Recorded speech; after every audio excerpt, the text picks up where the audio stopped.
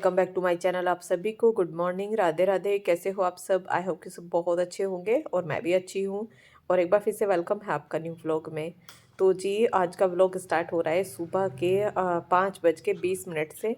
और मैं पूरे 5 बजे उठ गई थी और उसके बाद मैंने 3 ग्लास पानी पिया और फ्रेशनेस होके अब हम जाएंगे बाहर घूमने के लिए। और अब मैं पहले पहन लूँगी अपने स्पोर्ट शूज़। और अगर बाहर घूमने के लिए जा रहे हैं, रनिंग करने के लिए जा रहे हैं, तो स्पोर्ट्स शूज़ ही पहनने चाहिए क्योंकि इससे ना पैर बड़ा ही अच्छा चलता है और घूमने में भी बड़ा मन लगता है। यानी कि थकान नहीं होती है, पैर दुखते नहीं हैं। तो स्पोर्ट्स शूज़ पहनना बहुत ज़्यादा ज़रूरी है। और अभी हमारा बाहर का गेट खुला नहीं है क्योंकि मम्मी अभी उठी नहीं है। मम्मी जैसे ही उठती है ना तो सबसे पहले बाहर का गेट खोल देती है, और जैसे वो अभी नहीं उठी है तो मैं घूमने जाती हूँ तो तब मैं खोल देती हूँ। और झाड़ू पोछे का जो काम होता है वो मैं यहाँ से जाके करती हूँ, बाहर घूम के और उसके बाद जाके करती हूँ।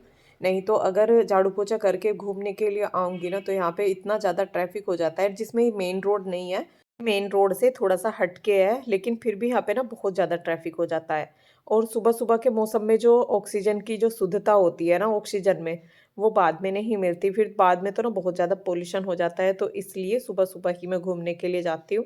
जितना भी हो सकता है ना, जैसे गर्मी का टाइम आएगा तो वही 4 बजे उठना, 4:30 बजे तक घर से निकल जाना होता है।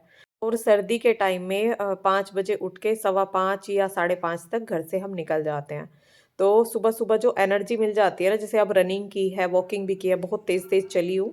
और एक साइड से ना बहुत तेज़ तेज़ हम चलते हैं और दूसरी साइड से रनिंग करते हुए आते हैं। तो उससे बॉडी में इतनी एनर्जी आ जाती है कि घर के ना सारे काम फटाफट होते हैं। और सुबह-सुबह की ये 2-3 आदतें ऐसी होती हैं जो कि हमें ना हमेशा फिट रख सकती है। जैसे कि सुबह जल्दी उठना। और आपने बड़े बुजुर्गों को, संत महात्मा को कहते हुए सुना होगा, कहीं आप सत्संग, भजन, कीर्तन में भी जाएँगे ना तो वहाँ पे भी यही सीख दी जाती है कि सुबह जल्दी उठो। क्योंकि सुबह जल्दी उठने से ना हमारा पूरा दिन अच्छा हो जाता है। जब हम सुबह जल्दी उठते हैं और 2-3 ग्लास सुबह गुनगुना पानी पीते हैं और फिर उसके बाद रनिंग करते हैं, वॉक करते हैं, एक्सरसाइज करते हैं, कुछ भी, जो भी आपको कंफर्टेबल लगे वो हमें सुबह करना चाहिए। तो ये 2-3 आदतें ऐसी हैं, सुबह जल्दी उठना, सुबह उठते ही पानी पीना, ना चाय पीनी है, ना कॉफ़ी पीनी है, बस सिर्फ़ गुनगुना पानी पीना है। और बोलते हैं ना कि दीदी हमारा फ़ैट कम नहीं होता, बहुत कोशिश करते हैं, तो ज़्यादा से ज़्यादा अगर हम पानी पीते हैं ना, तो पानी हमारे फ़ैट को ना काफ़ी हद तक कम करता है। और बहुत सारे नुस्खे ऐसे हैं जो कि मैं आपके साथ शेयर करती रहती हूँ, वेट घटाने वाले। लेकिन बात वेट घटाने की हो या काम को सही टाइम पर करने की हो, तो सबके लिए ज़रूरी होता है सुबह उठना।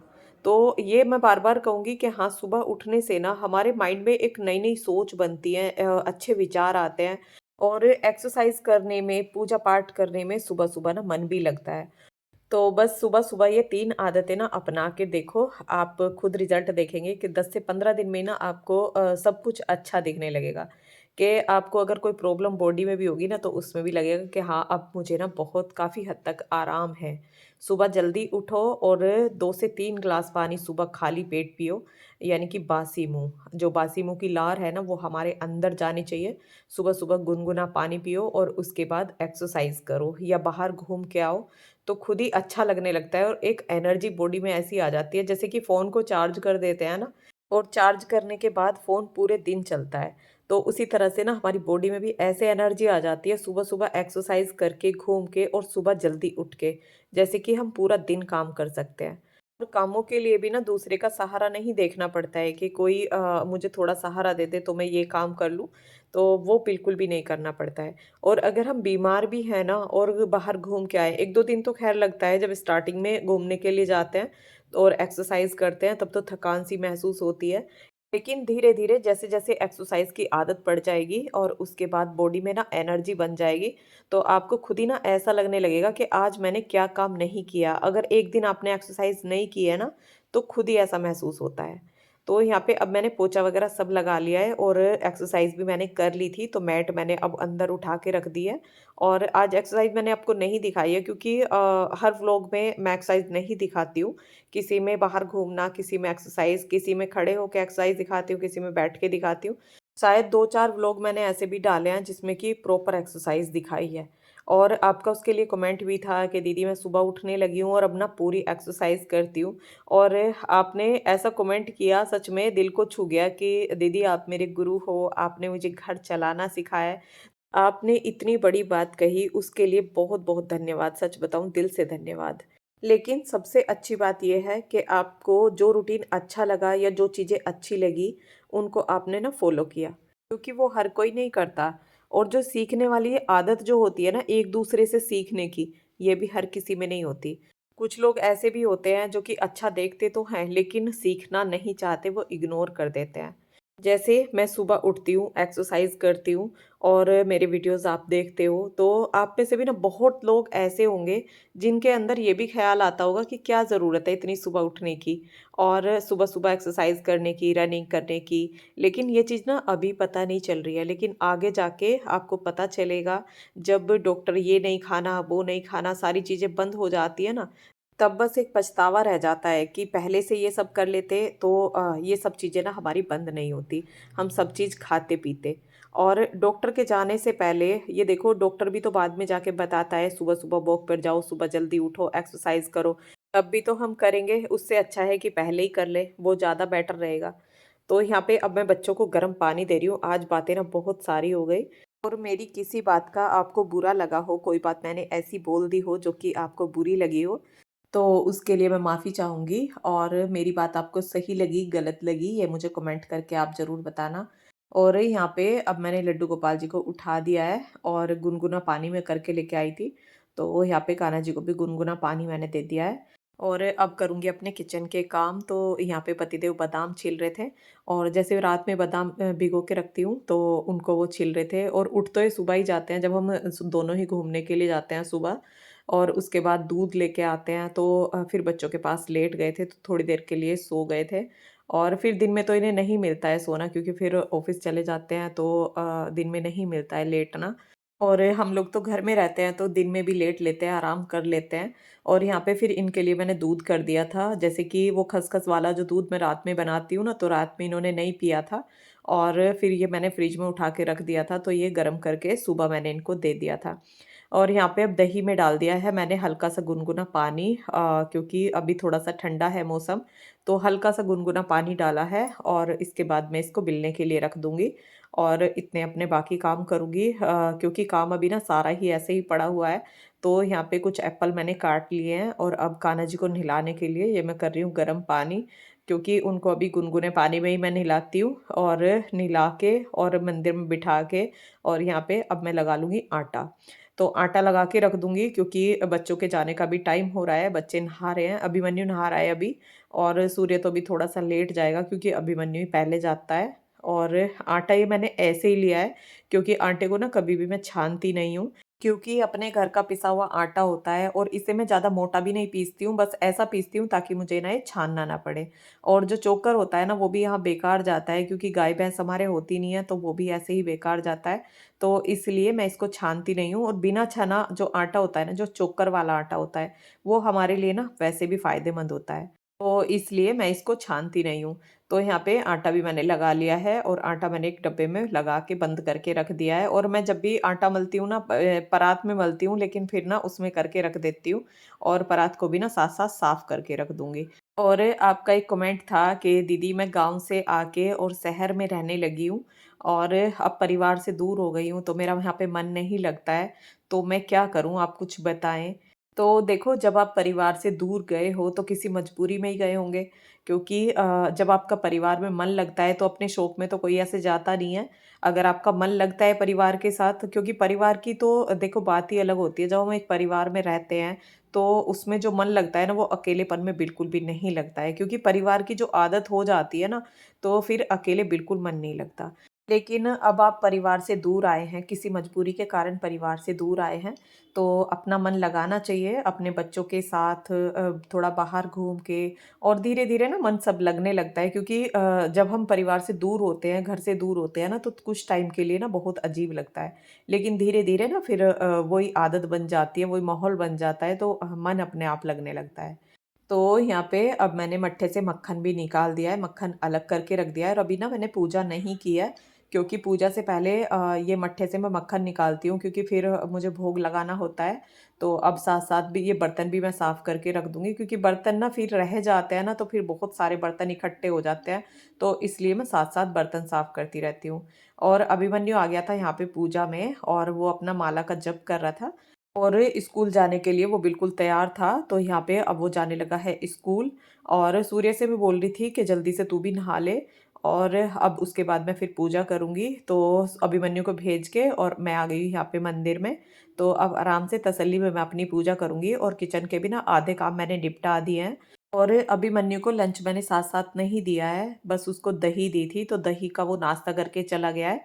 और बच्चों के लिए मैंने दही निकाली है और एप्पल काट के रख दिया है, जो मैं सुबह नाश्ता करती हूँ, वो एप्पल ले लेती हूँ या तो, नहीं तो दही भी ले लेती हूँ और सलाद भी ले लेती हूँ। मतलब बहुत सारी ऐसी चीज़ें हैं, जो कि हम नाश्ते में ले लेते हैं, लेकिन चाय, कॉफ़ी ऐसा कुछ भी नहीं लेते हैं। वो आप मेरे व्लॉग में देखते भी हैं कि मैं सुबह-सुबह ना चाय बनने के लिए नहीं रखती हूँ, सिर्फ़ पानी गरम होने के लिए रखती हूँ कि उठते ही ना मैं गरम पानी पीती हूँ।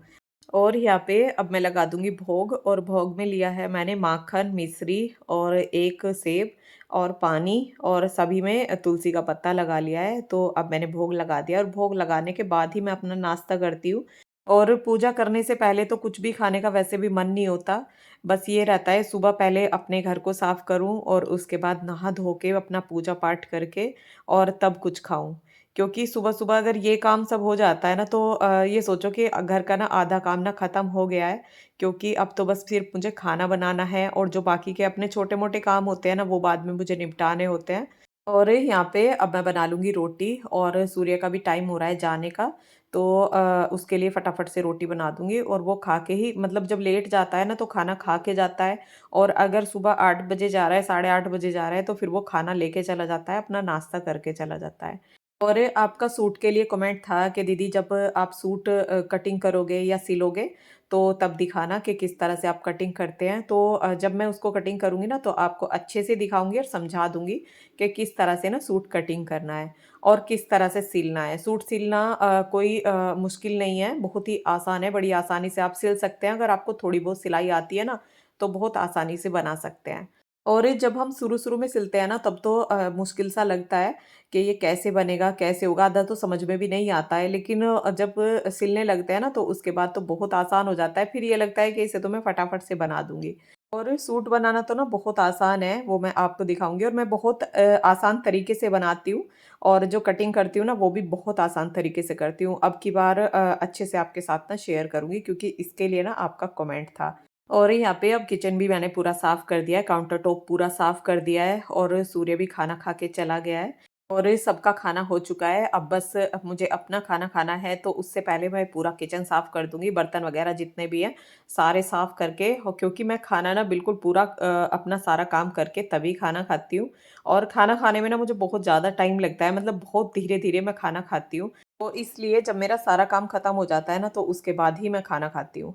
और यहाँ पे अब सारा सिंक वगैरह सब साफ करके और ये एक भगोने में मैंने थोड़ा सर्फ़ डाल लिया है और कान्हा जी की जो 2 ड्रेस है ना, ये थोड़ा गंदी सी हो रही थी और ये वूलन में है, तो इनको मैं धुल के रख दूँगी। और अब वैसे भी वूलन के कपड़े रखने ही पड़ेंगे क्योंकि अब मौसम ना थोड़ा-सा चेंज हो गया है, तो इनको मैं धुल के और ऊपर सुखाऊँगी और ऊपर ना इनको लेती जाऊँगी, जैसे खाना लेके जाऊँगी ना अपना, तो वहीं पे ले जाऊँगी और वहीं पे ले जाके सुखा दूँगी। तो मैंने सोचा इन्हें पहले धो देती हूँ, तो इन्हें मैं यहाँ पे किचन में ही धुलती हूँ और कपड़ों के किसी के साथ में मशीन वगैरह में नहीं धुलती, बस ऐसे ही हाथ से धुल के निकाल देती हूँ। और डेली मैं कान्हा जी के कपड़े नहीं धुलती, जैसे कि डेली चेंज करती हूँ ना, तो डेली मैं नहीं धुलती हूँ, क्योंकि इनकी ड्रेसें ना जल्दी खराब हो जाती हैं। अगर डेली धुलेंगे ना, तो वो बहुत जल्दी खराब हो जाएँगी। तो इसलिए जब मैं देखती हूँ ना कि हाँ, ये गंदी सी लग रही है, तो तभी मैं उसको धुलती हूँ। और अभी यहाँ पे पोछे को भी धुलूँगी गर्म पानी में। मैंने मग्गे में ना भिगो के रख दिया था और सर्फ़ डाल के, तो इसको 1-2 दिन में ना ऐसे मुझे धुलना होता है, नहीं तो किचन का पोछा ना जल्दी गंदा होता है और ये फिर ना चिकना-चिकना हो जाता है। तो इसे मैं गर्म पानी में धुलती रहती हूँ, तो इसमें स्मेल भी नहीं होती। और अब यहाँ पे अभिमन्यु का लंच मैं पैक कर रही हूँ और पतिदेव के लिए जो वो गुनगुना पानी पीते हैं, मतलब दिन में भी गुनगुना ही पानी पीते हैं। और सर्दी में ठंडा पानी तो हमारे घर में ना कोई भी नहीं पीता है। पूरे दिन ये बोतल में भर के रख देती हूँ और इसमें से ही ना ले लेके पीते रहते हैं और जब खाली हो जाती है ना, फिर दोबारा से भर के रख देती हूँ। तो यहाँ पे 2 बोतल मैं भरूँगी, एक यहीं पे किचन में रखी रहेगी और दूसरी बोतल ये लेके चले जाएँगे अपने ऑफ़िस पे।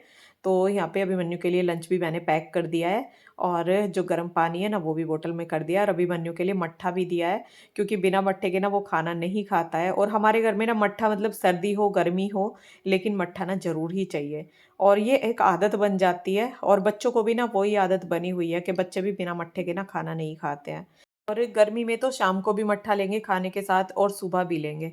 लेकिन सर्दी में ऐसा होता है कि सुबह ही लेते हैं, शाम को नहीं लेते हैं क्योंकि ठंडा मौसम होता है, मट्ठा भी ठंडा रहता है, तो शाम को थोड़ा नुकसान दे जाता है। तो इसलिए सुबह ही मट्ठा लेते हैं और यहाँ पे अब अभिमन्यु का लंच मैंने पैक करके दे दिया है और अब ये मक्खन रख दूँगी फ्रिज में और किचन कर दिया है पूरा साफ और ये मैंने अपना खाना कर लिया है तैयार। और अब अपना खाना लेके जाऊँगी मैं ऊपर और वहीं पे बैठ के अपना खाना खाऊँगी और जो कान्हा जी की ड्रेस है ना, वो भी मैंने ले ली है, तो इनको ऊपर ले जाके सुखा दूँगी। और अब ना मौसम थोड़ा-सा चेंज हो गया है, तो धूप में बैठने की ना इतनी ज़्यादा ज़रूरत नहीं रही है, तो यहाँ से मैंने फ़ोल्डिंग भी हटा दी है, तो यहाँ पे अब मैं मूढ़े पे बैठ के ही खाना खाऊँगी।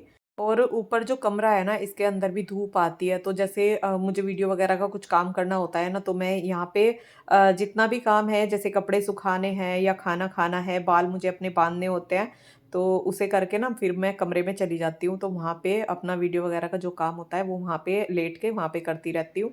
तो यहाँ पे अब कान्हा जी की ड्रेस भी मैं सुखा दूँगी और बाल भी मैंने खोल लिए हैं, क्योंकि बालों की बनानी है मुझे चोटी और सुबह तो जल्दी-जल्दी में नहीं हो पाता है क्योंकि उस टाइम काम की इतनी जल्दी होती है कि मैं पीछे को ना ऐसे ही जूड़ा बना लेती हूँ। कभी-कभी ऐसा होता है कि मैं चोटी साथ-साथ बनाती हूँ। और एक कमेंट था आपका सैंडल के लिए कि दीदी सैंडल बहुत अच्छे लग रहे थे और वीडियो में दिखाना। तो आने वाले किसी व्लॉग में आपको मैं सैंडल भी दिखा दूँगी और उनके क्या प्राइस थे वो भी बता दूँगी। तो यहाँ पे अब मैंने बालों की बना ली है चोटी और अब मेरा सारा काम ख़त्म हो गया है और अभी टाइम हुआ है 11:30 बजे का। तो इसी टाइम मेरा सुबह का काम ना ख़त्म हो जाता है। 11 से 12 बजे के बीच में ना वो सारा काम मेरा ख़त्म हो जाता है। और अब बस अंदर रूम में जाके वहाँ पे मैं बैठूँगी, अपना काम करूँगी वीडियो वगैरह का। और अब वीडियो रोकते हैं यहीं पे। वीडियो पसंद आया हो तो वीडियो को लाइक करना, चैनल पर नए हो तो सब्सक्राइब करना। मिलते हैं फिर एक नए ब्लॉग के साथ, तब तक के लिए राधे राधे।